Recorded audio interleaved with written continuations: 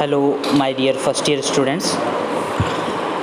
आज का जो टॉपिक है वो है nursing implications of attention, perception, learning and aptitude. First one आप ये देखिए कि आप क्या टॉपिक पढ़ने जा रहे हैं। आपने जो थर्ड यूनिट साइकोलॉजी में पढ़ी थी कॉग्निटिव प्रोसेस में आपने बहुत सारे टॉपिक्स पढ़े थे। Attention, perception, learning, aptitude, intelligency, memory, ये सारे टॉपिक्स आपने कॉग्निटिव प्रोसेस में पढ़े थे। क्योंकि ये सारे क्या हैं, ये सारी कॉग्निटिव प्रोसेस हैं, माइंड की एक्टिविटीज़ हैं जो आपको किसी भी चीज़ के लिए ज़रूरी होती है।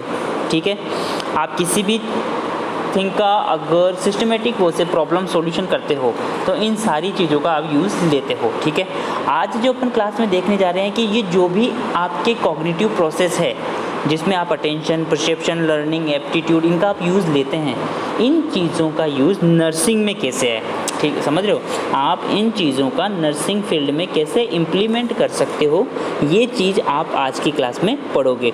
आपका इसमें किसी भी टॉपिक पर, जैसे कि अटेंशन हुआ, लर्निंग हुआ, किसी पर भी क्या है नर्सिंग इम्प्लीकेशंस पूछ लिए जाते हैं। ठीक है स्टूडेंट्स, तो फर्स्ट वन अपन बात करेंगे अबाउट द अटेंशन। सबसे पहले किसकी बात करेंगे, अटेंशन की बात करेंगे कि अटेंशन नर्सिंग फील्ड में कैसे इम्प्लीमेंट की जाती है।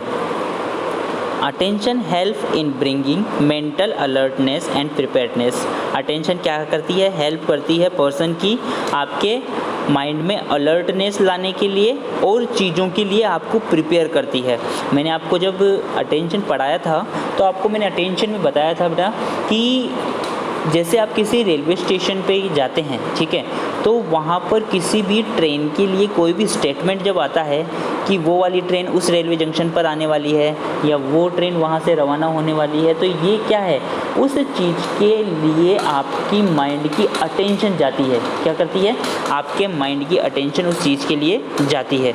और जैसे ही आप किसी चीज़ के लिए अटेंटिव होते हो तो वो आपके अंदर क्या लेकर आती है, अलर्टनेस एंड प्रिपेयर्डनेस, मतलब आप चीज़ों के लिए प्रिपेयर हो जाते हो और अलर्ट हो जाते हो। As a result the nurse become mentally alert and try to exercise once mental power as effectively as possible for providing care.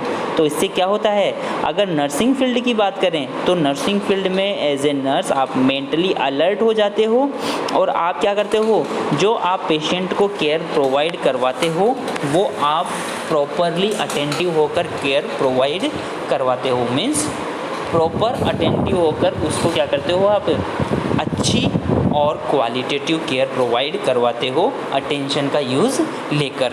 ठीक है स्टूडेंट्स, नेक्स्ट वन देखिए। Attention help the nurse to concentrate by focusing consciousness on one object at a time rather than two. जैसे ही आप किसी चीज़ के लिए attentive होते हो तो वो अटेंशन क्या करती है, वो अटेंशन आपकी जो कॉन्शियसनेस है वो एक सिंगल ऑब्जेक्ट पर आपकी कंसंट्रेशन को बनाती है। मीन्स आप एक सिंगल थिंग के ऊपर अपनी कंसंट्रेशन बना देते हो, क्योंकि पर्सन जब भी अटेंटिव होने लगता है तो वो अटेंशन उसकी कंसंट्रेशन को और उसकी कॉन्शियसनेस को डबल थिंग्स के ऊपर अटेंटिव नहीं हो पाती है। ओनली आप क्या करते हो, सिंगल ऑब्जेक्ट के ऊपर ही अटेंटिव हो पाते हो। लाइक एज ए नर्स अगर आईसीयू में आप काम कर रहे हो तो वहाँ क्या होगा, वहाँ आप एक सिंगल पेशेंट पर आप पर्टिकुलर टाइम में अटेंटिव रहोगे। ठीक है, नेक्स्ट वन देखिए। Attention help the nurse for better organization of the perceptual field for maximum clarity and understanding of the patient condition. जब भी आपका माइंड अटेंटिव होगा तो वो अटेंशन वाला माइंड क्या करता है, वो चीज़ों को बेटर वे में ऑर्गेनाइज करता है और वो क्या करता है, आपको चीज़ों का सही तरीके से परसेप्शन करवाता है। जैसे कि आपने अटेंटिव हो गए किसी भी चीज़ के लिए, अगर आप अटेंटिव हो गए तो वो क्या करेगा, जैसे पेशेंट की कंडीशन क्या है, उसको क्या प्रॉब्लम हो रही है, वो कैसे जनरेट हुई और इसका क्या सॉल्यूशन है, ये क्या है, ये चीज़ें आपको अटेंशन ही प्रोवाइड करवाती हैं। अगर आप सिंगल थिंग पर, ओनली एक चीज़ पर एक सिंगल टाइम पर अटेंटिव रहते हो तो। ठीक है स्टूडेंट्स, और इससे क्या होगा, वो आपको पेशेंट की कंडीशन को समझने में सही रहेगा और आपको पेशेंट के बारे में मैक्सिमम क्लैरिटी रहेगी। नेक्स्ट वन देखिए। Attention provide strength and ability to continue the task of cognitive functioning. Attention क्या करता है, आपके जो कॉग्निटिव फंक्शनिंग का जो टास्क होता है, जो आपको कॉग्निटिव फंक्शनिंग कंप्लीट करनी होती है, उसकी स्ट्रेंथ को बढ़ाता है और आपकी एबिलिटी को क्या करता है, कंटिन्यू करता है। ठीक है, नेक्स्ट वन देखिए, the nurse can use psychology of attention for not only voluntary but also involuntary attention for her to her job. Nursing field में एज ए नर्स आप अपने अटेंशन को ओनली वॉलेंट्री वे से ही यूज़ लो, ये ज़रूरी नहीं है, आप इनवॉलेंट्री अटेंशन के रूप में भी आपकी जॉब में उसे यूज़ में ले सकते हो। ठीक है स्टूडेंट्स, नेक्स्ट वन अपन बात करते हैं नर्सिंग इम्प्लीकेशन ऑफ परसेप्शन। अब तक अपन बात कर रहे थे अटेंशन की, कि अटेंशन में नर्सिंग इम्प्लीकेशन क्या रहते हैं, अटेंशन का क्या नर्सिंग इम्प्लीकेंट रहता है। अब आप परसेप्शन के बारे में बात कर रहे हैं। आपको मैंने प्रीवियस क्लासेस में बताया कि परसेप्शन क्या होता है, एक इंडिविजुअल पर्सन का एक सिंगल थिंग के प्रति परसेप्शन अलग अलग हो सकता है। एवरी इंडिविजुअल जो होता है, हर एक चीज़ का परसेप्शन अलग अलग तरीके से कर रहा है। ठीक है, ये आपको मैंने बताया था। इसके अलावा मैंने कहा था कि अगर परसेप्शन में एबनॉर्मलिटी आती है तो पेशेंट को क्या हो जाता है, इल्यूजन हो जाता है, हेलुसिनेशन हो जाता है। ये क्या हैं, ये परसेप्शन के डिसऑर्डर्स हैं। ठीक है स्टूडेंट्स, परसेप्शन में अपन देखते हैं, accurate perception and observation are very important for a nurse to provide quality care to a patient. जो आप एक्यूरेट परसेप्शन करते हैं, जो एक्यूरेट परसेप्शन और ऑब्जर्वेशन आप करते हैं, ये बहुत ही इम्पोर्टेंट है एक नर्स के लिए। क्यों? क्योंकि जब आप एक्यूरेट परसेप्शन करेंगे तो आप क्या करेंगे, एक्यूरेट परसेप्शन के द्वारा आप एज ए नर्स आप पेशेंट को क्वालिटेटिव केयर प्रोवाइड करवाएंगे। ठीक है, all nursing activities require accurate observation and perception.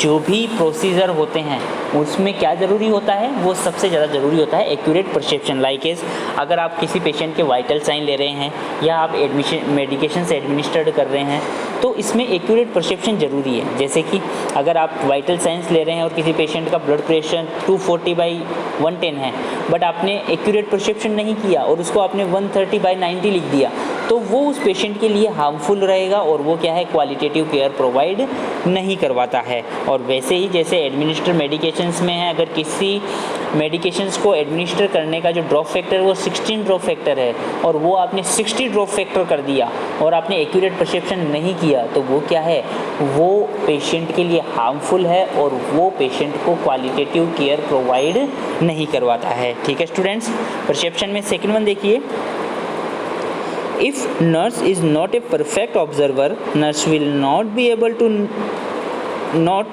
some critical, very critical, important symptoms with the result that sometimes the patient may die premature. Like is कि अगर जैसे कोई patient है, ठीक है, अब जैसे आप अगर परसेप्शन कर रहे हो, चीज़ों का परसेप्शन कर रहे हो, लाइक एज अगर कोई पेशेंट है जिसमें किडनी का प्रॉब्लम है, ठीक है, अब किडनी वाले पेशेंट वाले में अगर आपने यूरिन आउटपुट का परसेप्शन अच्छे से नहीं किया, मीन्स उसका 48 आवर्स में यूरिन आउटपुट 400 ml ही है, तो अगर आपने इस चीज़ का परसेप्शन क्वालिटेटिव तरीके से और अच्छे तरीके से नहीं किया, इस सिम्टम्स को आपने अच्छे से नोट नहीं किया, तो उससे क्या होगा, ये पेशेंट के लिए हार्मफुल रहेगा और मे भी पॉसिबिलिटी कि क्या हो कि ये पेशेंट की डेथ भी इस रीजन से हो सकती है। तो परसेप्शन का नर्सिंग फील्ड में बहुत यूज़ है। नेक्स्ट वन देखिए, about the perception, accurate perception and observation will help the nurse to gather accurate information and knowledge। जो एक्यूरेट परसेप्शन और ऑब्जर्वेशन अगर नर्स करती है तो वो क्या रहता है, वो आपके नर्स के लिए बहुत यूज़फुल है। क्यों? क्योंकि वो एक्यूरेट इन्फॉर्मेशन जो है वो नॉलेज गैदर करवाता है। जो एक्यूरेट इन्फॉर्मेशन होती है वो आप कलेक्ट कर सकते हो अगर आपका एक्यूरेट परसेप्शन और ऑब्जर्वेशन है तो, which will help the nurse to learn more easily. जो क्या हेल्प करती है नर्स की, कि वो मोर ईजी वे से चीज़ों को लर्न कर सके। Adjust more quickly to new situation, और जो नई सिचुएशन है उसमें वो ईजी वे में क्या कर सके, ईजी वे में उन नई सिचुएशंस को हैंडल कर सके, उन सिचुएशंस को। It also prevent accidents and incident harmful to the patient. और इससे क्या होगा, इससे जो भी इंसिडेंट हार्मफुल जो एक्सीडेंट होते हैं उन एक्सीडेंट्स को प्रिवेंट कर सकती है नर्स, अगर उसका एक्यूरेट ऑब्जर्वेशन और परसेप्शन है तो। ठीक है स्टूडेंट्स, नेक्स्ट वन देखिए, with accurate perception nurse memory improve, recording and reporting is more accurate and is helpful for the patient and other health team members.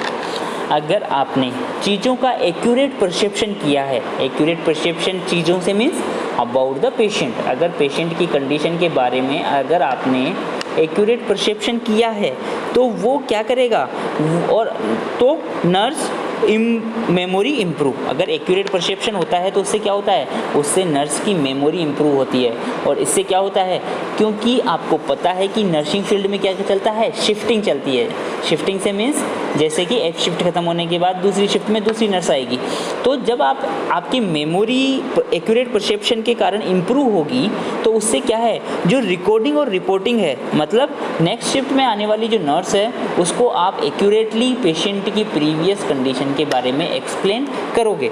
तो जब आप एक्सप्लेन करोगे अच्छे तरीके से तो उससे क्या होगा, वो पेशेंट के लिए भी हेल्पफुल रहेगा और जो अदर हेल्थ टीम मेंबर्स हैं, जो दूसरे हेल्थ टीम मेंबर्स हैं, उनके लिए भी वो क्या रहेगा, हेल्पफुल रहेगा। मीन्स एक्यूरेट इन्फॉर्मेशन का आप उसका रिकॉर्डिंग करोगे, मीन्स उसके रिकॉर्ड्स में लिखोगे, और जो नेक्स्ट स्टाफ आएगा उसको रिपोर्टिंग भी क्या आएगी, उसकी रिपोर्टिंग भी आप एक्यूरेट प्रोवाइड करवाओगे। ठीक है स्टूडेंट्स, नेक्स्ट वन देखिए, about the perception, all types of false perception and illusion should be avoided by nurse.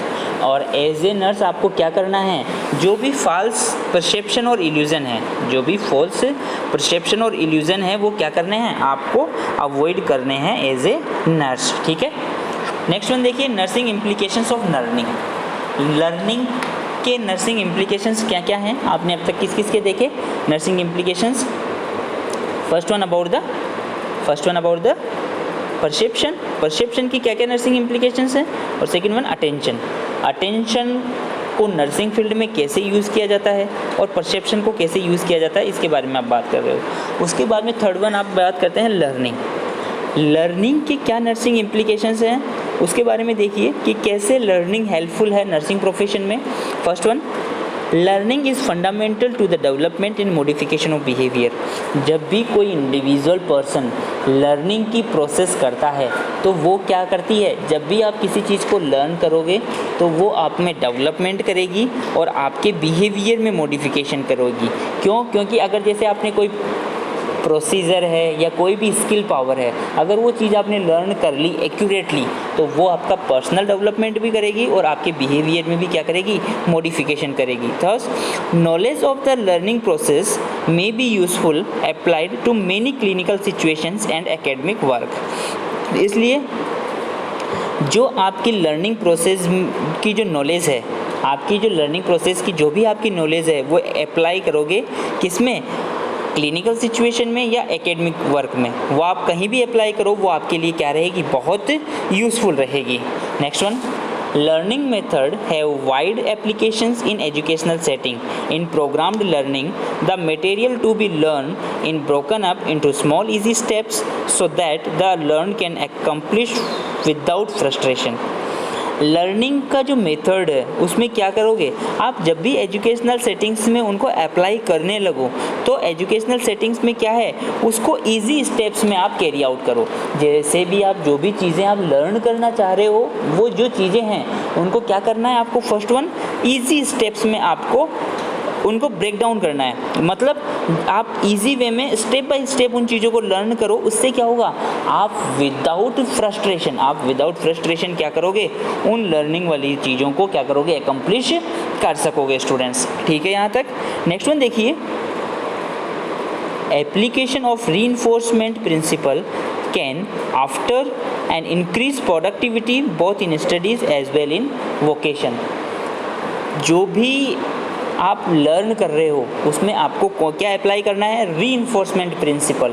Reinforcement principal क्या होता है, दो तरीके से बताऊं मैं आपको, पॉजिटिव रीइंफोर्समेंट और नेगेटिव रीइंफोर्समेंट। दैट मीन्स अगर कोई किसी एक्टिविटी को लर्न कर लेता है तो अगर आप उसे गिफ्ट वगैरह प्रोवाइड करवाते हैं तो वो क्या है, पॉजिटिव रीइंफोर्समेंट। और अगर आप कोई स्टूडेंट्स हैं, अगर वो आपको कोई असाइनमेंट है या कोई स्किल है जो आप उसकी इम्प्रूव नहीं हो रही है, वो लर्न नहीं कर पा रहा है, तो नेगेटिव रीइंफोर्समेंट यानी कि उसको पनिश करना। तो आप रीइंफोर्समेंट वाले प्रिंसिपल्स का यूज़ कीजिए, जिससे क्या होगी, प्रोडक्टिविटी इंक्रीज होगी, किसमें, स्टडी में भी और वोकेशन में भी। ठीक है स्टूडेंट्स, नेक्स्ट वन देखिए, a nurse should understand the nature of learning and the factors that which will affect learning as learning modify our behavior। आप लर्निंग के नेचर को अच्छे से अंडरस्टैंड करें और उनके कौन कौन से फैक्टर्स हैं जो आपकी लर्निंग को इफ़ेक्ट कर सकते हैं और आपके बिहेवियर को क्या कर सकते हैं, मॉडिफाई कर सकते हैं। It is necessary for a nurse to learn only the right things so that modification take place in the right direction. आपको ये बहुत नेसेसरी है कि एज ए नर्स आप जो भी लर्न करें उनको राइट वे से, राइट थिंग्स से, राइट डायरेक्शन में आप उनको लर्न कर सके, ताकि वो आपके बिहेवियर में मॉडिफाई कर सके। लाइक एज अगर आपको इंट्रामस्कुलर इंजेक्शन के बारे में लर्न करना है तो आपको लर्निंग में ये ध्यान रखना है कि ये किस एंगल पे लगता है, 90 डिग्री एंगल पे। अगर आप चीज़ों को राइट वे से लर्न करोगे तो वो क्या करेगा, वो आपके राइट डायरेक्शन में, आपको राइट डायरेक्शन वो आपको प्रोवाइड करवाएगा। ठीक है स्टूडेंट्स, नेक्स्ट वन देखिए, nurse must have a well defined purpose and goal in all learning situation. जो भी लर्निंग की सिचुएशंस रहती है, एज ए स्टूडेंट जब भी आप किसी भी चीज़ को लर्न करो तो आपको आपका पर्पस और आपका गोल आपके माइंड में सेट रहना चाहिए। आप किस चीज़ के लिए ओरिएंटेड हो, आपको आपका पर्पस याद रहना है कि आप जो भी लर्निंग की सिचुएशन है उसमें क्या लर्न कर रहे हो, वो चीज़ आपको ध्यान में रहनी चाहिए और आपका गोल आपके माइंड में सेट रहना चाहिए। ठीक है, next one, nurse should always connect the new material with the old material. Learning की प्रोसेस में जब भी आप कोई नई चीज़, जैसे ही कोई नई स्किल आप लर्न करना चाहते हो, उसमें क्या होता है कि आपको लर्न करते टाइम आपको ओल्ड मटेरियल के साथ आपको न्यू मटेरियल क्या करना है, कनेक्ट करना है। क्योंकि जब भी आप न्यू मटेरियल और ओल्ड मटेरियल को कनेक्ट करते हो तो लर्निंग क्या हो जाती है, लर्निंग थोड़ा ईजी हो जाती है। सो स्टूडेंट्स, इन चीज़ों को आपको लर्निंग इम्प्लीकेशन, नर्सिंग इम्प्लीकेशंस में लर्निंग को ध्यान में रखना है। नेक्स्ट वन आता है, repeated practice is more important for effective learning. अगर आप किसी चीज़ को लर्न करना चाहते हो और इफ़ेक्टिवली लर्न करना चाहते हो तो इम्पोर्टेंट होता है कि आप उसकी रिपीटेड प्रैक्टिस करो। रिपीटेड प्रैक्टिस करने से क्या है, आपकी लर्निंग बहुत ही इफ़ेक्टिव रहती है। और जो अगर अपन बात करें मॉडर्न नर्सिंग की, तो मॉडर्न नर्सिंग को क्या ज़रूरत होती है, modern nursing require skills in many complicated techniques. जो अभी जो स्किल्स चल रही हैं वो क्या है, बहुत कॉम्प्लिकेटेड हैं, और उन कॉम्प्लिकेटेड स्किल्स को अच्छे से लर्न करने के लिए मॉडर्न नर्सिंग की ज़रूरत है। So in order that these skills are learn proficiently the nurse will need repeated day to day practice. तो इन स्किल्स को, जो न्यू स्किल्स हैं, उनको लर्न करने के लिए नर्स के लिए क्या ज़रूरी है, उसको day to day learning practice की ज़रूरत है। जितना वो ज़्यादा प्रैक्टिस करेंगे उस चीज़ को वो उतने ही अच्छे से लर्न कर सकेंगे। ये तो बात हुई nursing implications of learning. Last one जो आज का टॉपिक है वो है nursing implication of aptitude. Aptitude का नर्सिंग इम्प्लीकेशंस क्या हैं, कैसे एप्टीट्यूड हेल्पफुल है नर्सिंग इम्प्लीकेशंस में।